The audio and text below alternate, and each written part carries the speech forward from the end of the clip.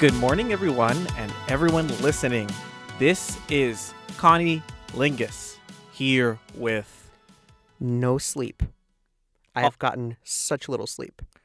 also known as Peter, here for another edition of WNYU's very own category is Dragcast Extravaganza. This week, we're going to be talking about Season 11, Episode 6 of Drag Race.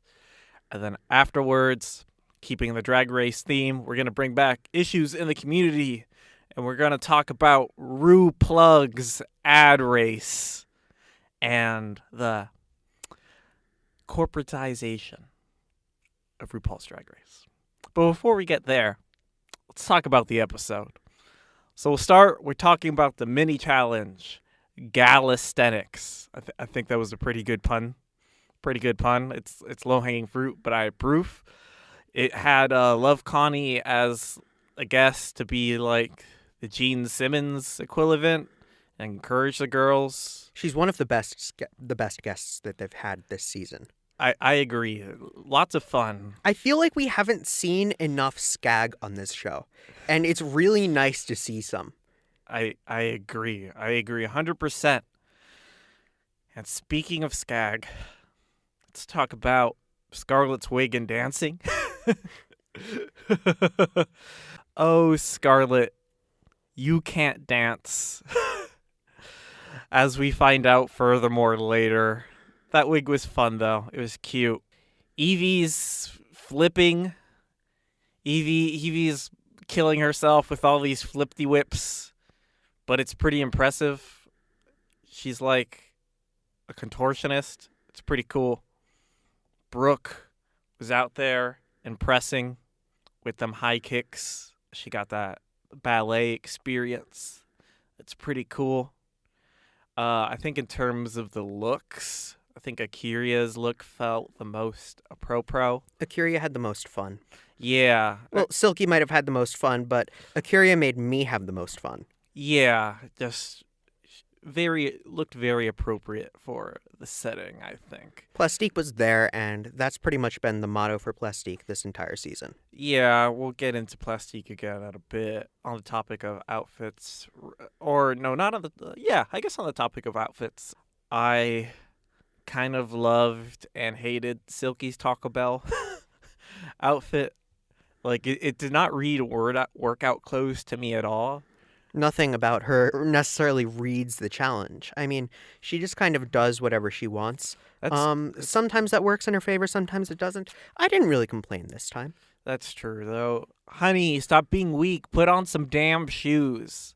At least everyone else is wearing shoes. You weren't wearing shoes. That's weak. I guess finally, last thing to say, Ru is such a sucker still for death drops.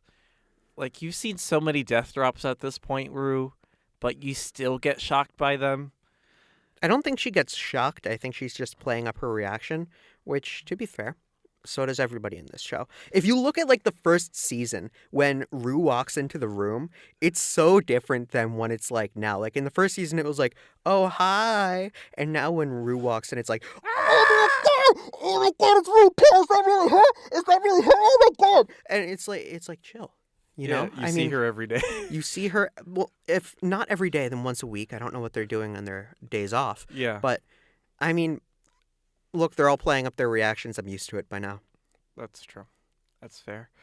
But yeah, that was RuPaul. And with that, we could talk a little bit about the workroom shenanigans.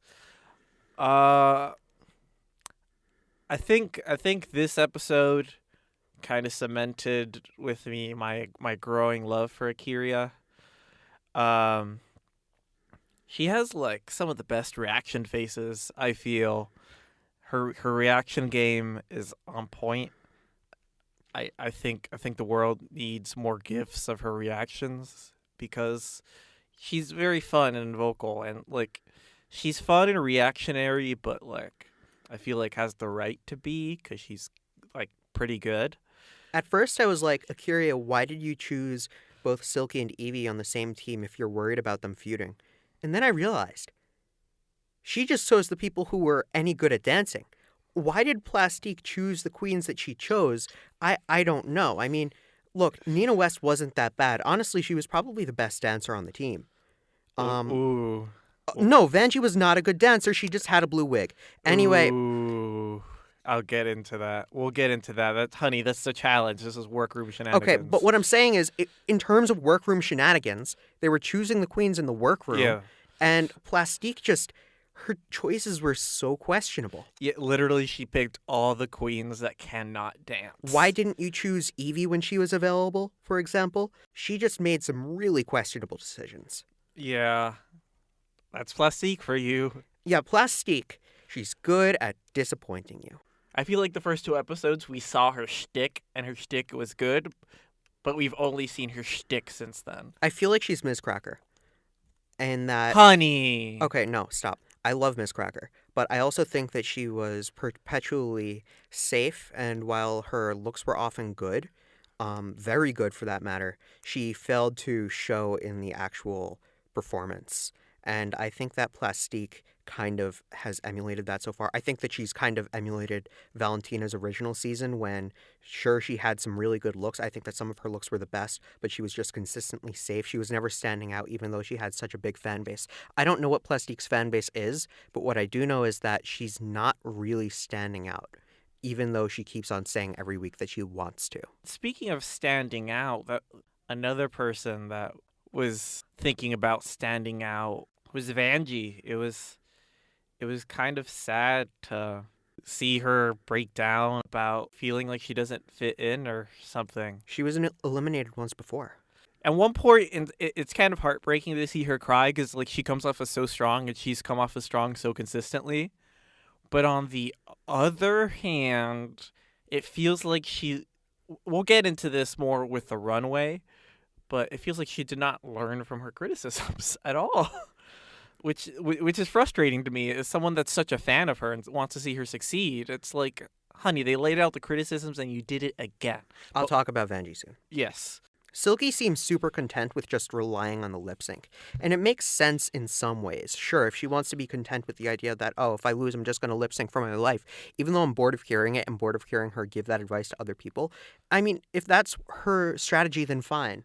But it's not a good strategy. It goes with her personality, but it doesn't have the same personality of a traditional winner. You can't just win by relying on the lip sync, unless you're some people. But we'll talk about that in a bit. Silky,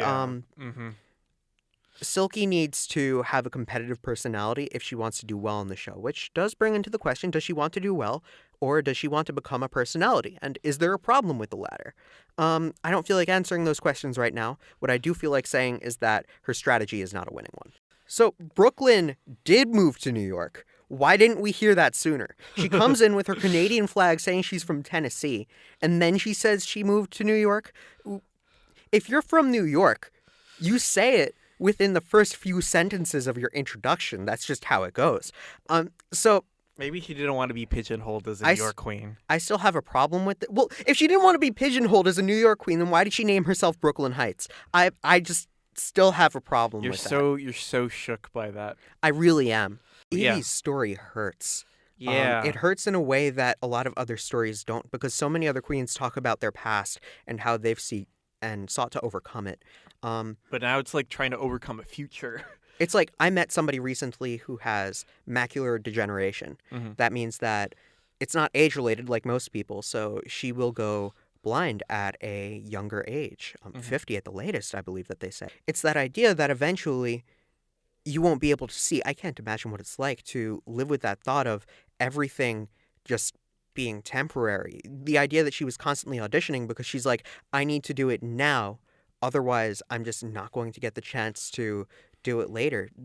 All of that hurts. Yeah, it hurts, and it's kind of sad to imagine a world without Evie doing drag. But at the same time, I will say if there's any queen that will find a way to overcome something like that and like incorporate it and adjust and still do drag, I can imagine Evie still doing drag. Like she said, like she doesn't mind having to do it in a wheelchair. I could see her adjusting with the times. It's just a shame that she has to deal with that. And on that matter, we were agreed. Yes. Let's see. I guess it's challenge time. The 69th. You can't go to the workroom and say, this is the first ever International Drag Olympics, and then you go on the challenge and say it's the 69th. I have a problem with Drag that. Olympics. Okay? Yeah. Which one is true, Rue? Huh? So we had two teams. Akira's tuck panty stan. Is it in good taste? I don't know. It's not as good as a pun as Plastique's Glamazons. Which team do you want to talk about first? I'm going to start by making the point that I don't think that the losing team was much worse. Yeah, I agree. It felt very marginal. I felt it could have gone either way, honestly. And I feel like both teams had the same issue of there was like 3 standouts and 2 people that either just were kind of lost in the background or just weren't that great.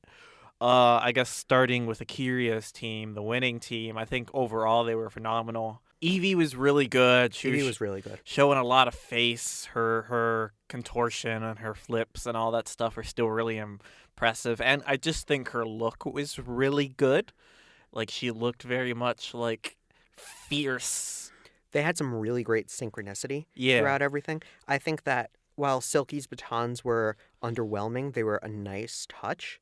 And I'd also hold the opinion that Sugar Cane did a good job as well. I think that she showed off a decent amount of dancing talent, and that's why I think Team Akiria just chose all the good dancers. How come Plastique didn't get in on that? Yeah. It confuses me. That's fair. I'll get to Sugar in a second. For me, I think Sugar and Silky were the 2 weak links in terms of standing out. Like, Evie, for me, very clearly stood out. Brooke was flawless. Like, just technically on point, just not messing up a single move. She's a dancer. I would hope that she is. Of course, but like, I meant Raja is a dancer, and she didn't stand out. No, Raj is not a dancer. She was once a dancer. And Brooke's look was also super on point.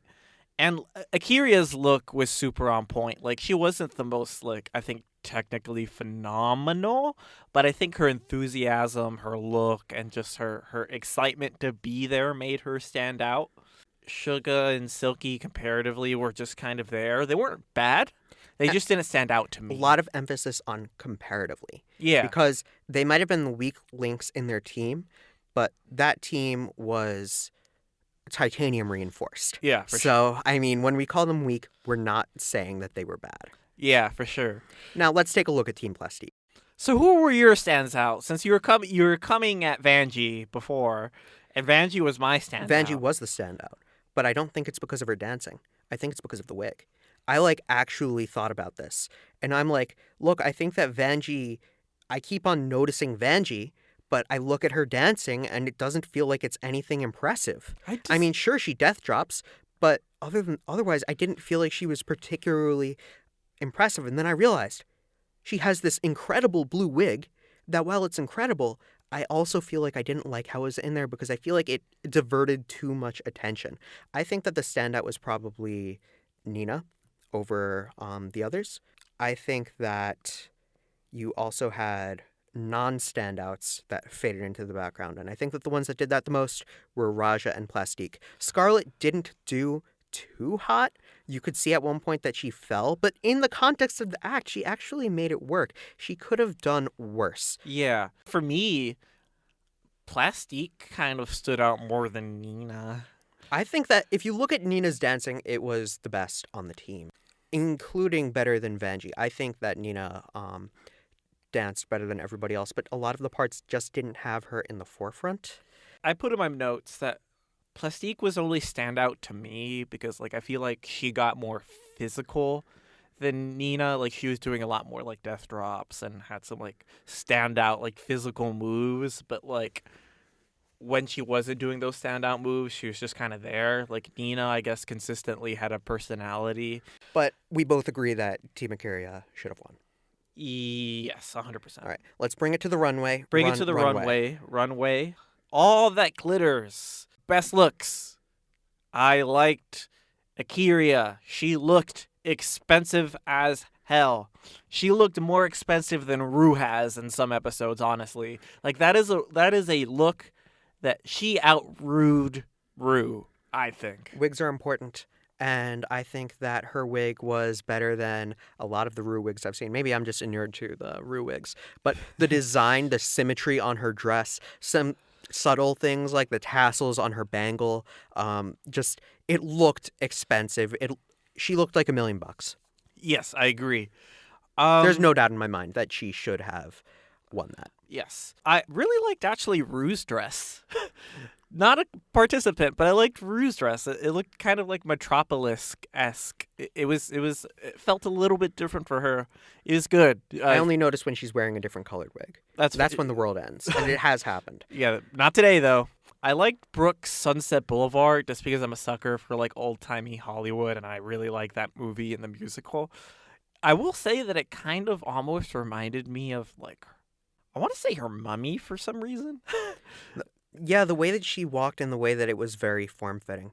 The opium pipe was a nice touch. I liked the sash. Yeah. I don't think that it was a top dress, but I think that it was a good dress. I really liked Evie's Japanese crime lord as she describes it. Yes. I think it would have been better without the cane, but at the same time I realize it's just a product of circumstance. Which is why I have to say that what Evie did, and I've said this before, Evie's done a very good job at bringing her performance to the runway. Yeah. I'd say that she's done it better than most other queens I've seen. Yeah, she took the cane and she made it work, and she made it work really well. Yeah. She adapted to circumstance, like you just said, and personally, I think that she deserves a lot of respect for that. If Akira didn't win, then it should have been Evie. In terms of worst, Silky's boring. It was really boring.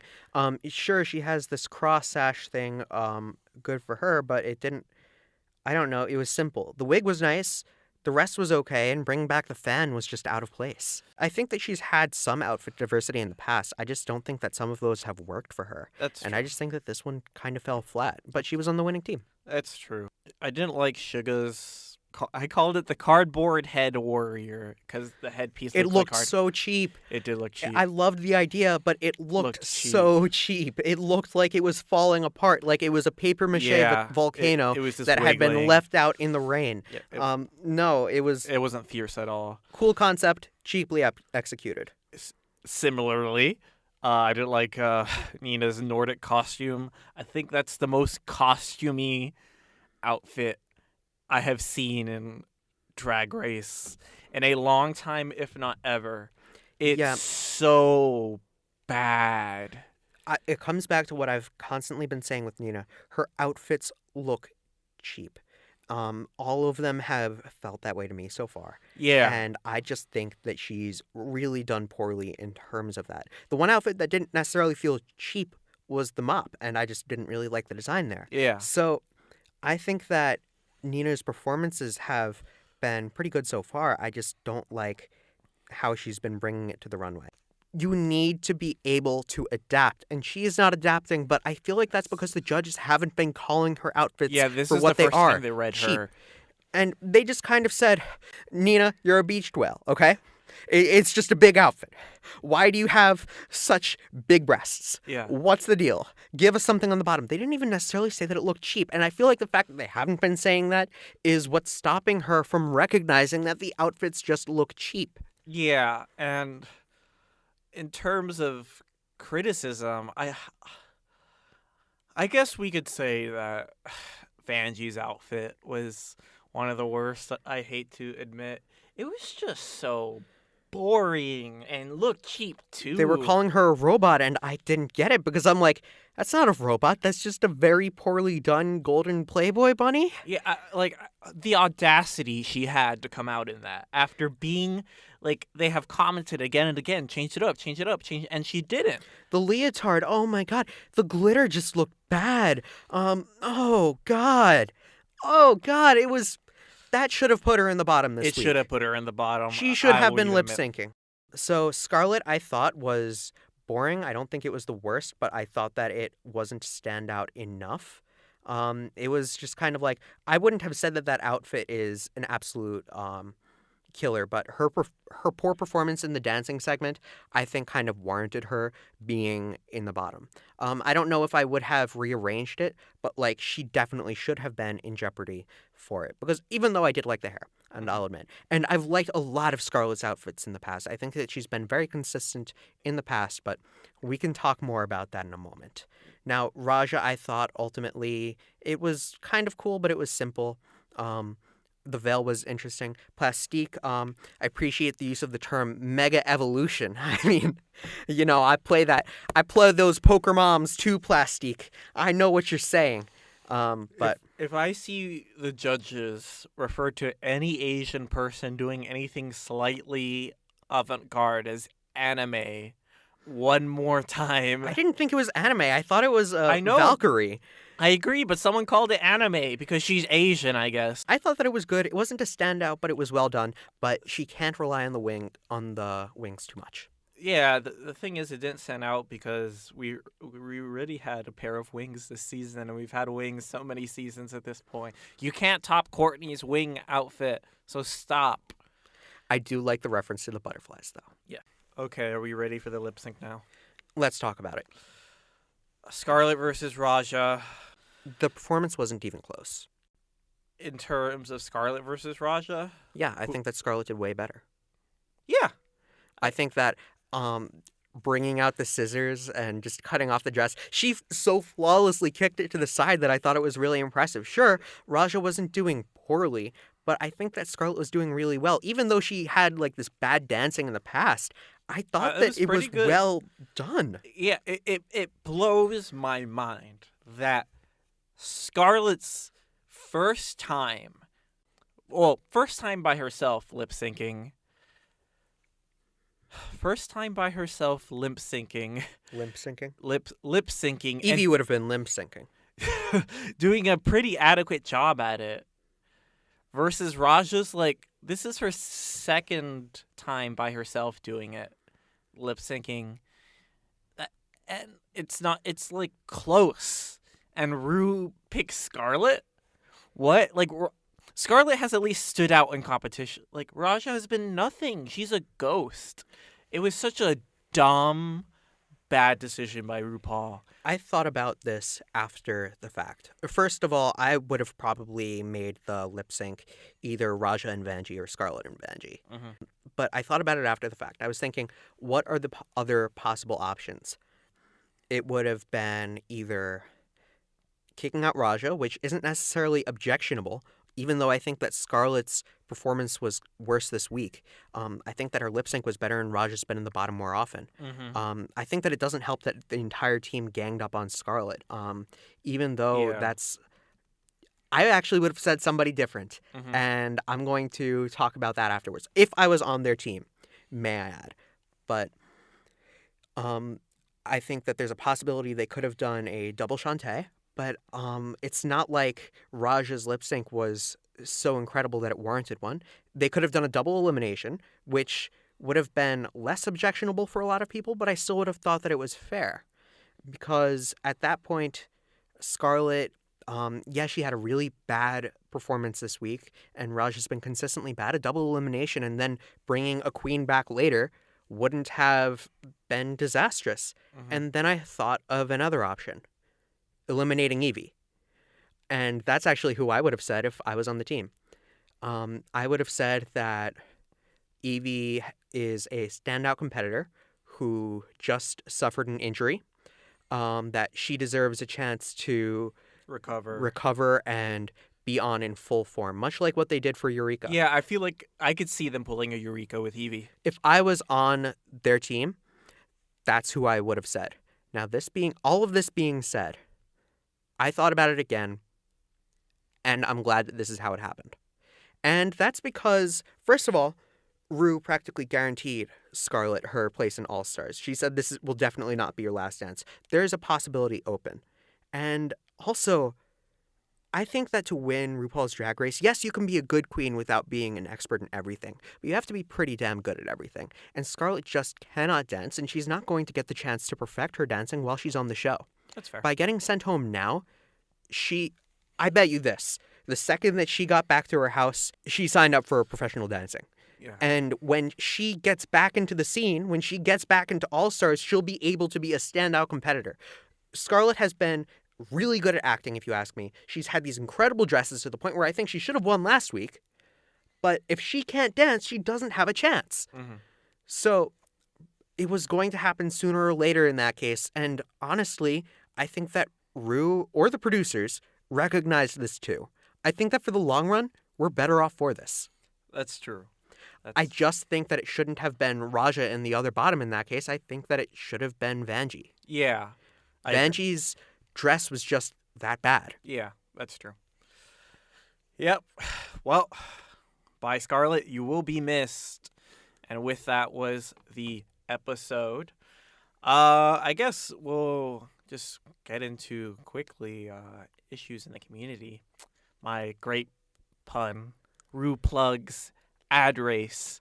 And I just wanted to pose the question, is Drag Race, has it become too corporate and self-serving? Drag Race became corporate and self-serving ever since RuPaul's Drag Race hit the mainstream. I mean, this is nothing new.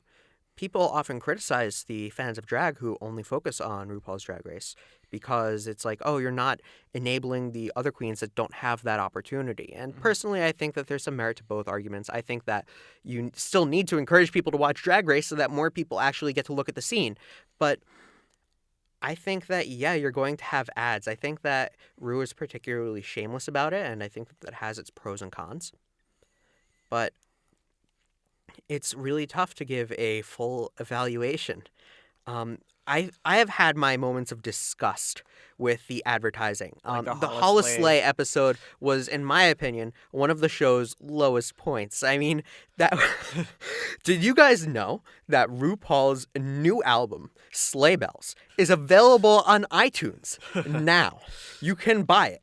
We're going to perform some RuPaul songs. Yeah, that was egregious. But don't worry, everybody. Shangela will finally win something. The same award that Eureka wins, because they both deserve to win on the same stage. Am I right? That was disastrous. I don't think that should have been a thing. But I'm okay with occasional plugging of Ru's merchandise, for example. I don't really mind it that much. Yeah. Now, if we're talking about corporate influence on the actual show, I don't know just how much of that there's been. I can't really speak to the effects. Yeah, I think I more so just had in mind just all like the constant plugging. Like, for me, I think it has its off days, but sometimes it just stands out. And I think when it stands out, it's particularly obnoxious. Like, on this last episode, like, the calling it, like, the choreographer says, pick up your Daft Boy fan. Like, honey, no. Just say, pick up the fan. Like, that stood out. That felt particularly egregious. Or, like, even sometimes the hashtagging feels They just will. I've always said that, just in the middle of nowhere. Your challenge will be to make sure that you can compete in the 67th Drag Olympics. That's right, we've gone down this time. Hashtag drag race. She'll say it so calmly, and then you'll just have a shot of one of the queens smiling, and it's like, okay, that felt really weird. People know how to hashtag. That being said, all corporate sponsorship is bad. Now, this episode is sponsored by SanDisk because we're recording this on a SanDisk card. Yes. We're not actually sponsored by SanDisk, although, hey, SanDisk, hit us up. Yeah. I think overall, I don't know. How much reality TV do you watch? Like, do you feel like it's worse than other reality TV shows that you've seen? Like, is it worse than, like, A Bachelor? Or, I like, follow The Bachelor. Is it Or worse? at least I prefer The Bachelorette simply because it's so much more fun to see men making a fool out of themselves for whatever reason. Mm-hmm. There's some sort of, I don't know if that's good sexism or bad sexism or whatever. It's just really funny because all the men say the same thing every time. Okay. He's not here for the right reasons, and you never say that unless you want to go home. Yeah. And yet they never get that, and they always go home. Okay. But regardless, I feel like The Bachelor often feels really, really produced, especially as of late. Drag Race doesn't feel as produced. It also doesn't feel like The Bachelor is constantly vying for sponsorships. You find yourself yelling at the queens less often. I think that this is a different reality show. Then You let- watch The Bachelor to yell at The Bachelor, or at Okay. least I certainly do. Then I let's- don't watch Drag Race to yell at the show. I watch Drag Race because it's fun. Yeah, and I meant maybe the better example would be like America's Next Top Model or like a Project Runway. Does it feel more corporate than that? Do you think? I think it's hard to say because something like Project Runway doesn't really have sponsors unless you consider Isaac Mizrahi and Michael Kors being on the judging panel as like inherently sponsors. I think it feels more professional, but that's just because it's been around for longer. I mean, I don't know. I don't think that Cake Wars, which I've sometimes found hilarious, this one guy with the blowtorch who just used that on everything to fix all of his problems, and he Yeah. ended up winning. I think that Cake Wars has had its funny moments, but I don't think that it's felt corporate. I think that when Drag Race has gone corporate, it's either to promote some celebrity, and I'm not really going to complain that much about it, or it's to promote Ru's own merchandise. And honestly, it's campy and annoying. I don't think it's problematic. Yeah, I think at the end of the day, I agree with that sentiment overall. I just hope it doesn't get any worse. With that, we have the end of our episode. I'm Connie Lingus, here with San Disc. also known as Pieta. Super special thank you to Ms. Darling for their song Young Lovers that we always use in our intro and outro. And thank you very much and have a lovely day. Bye-bye.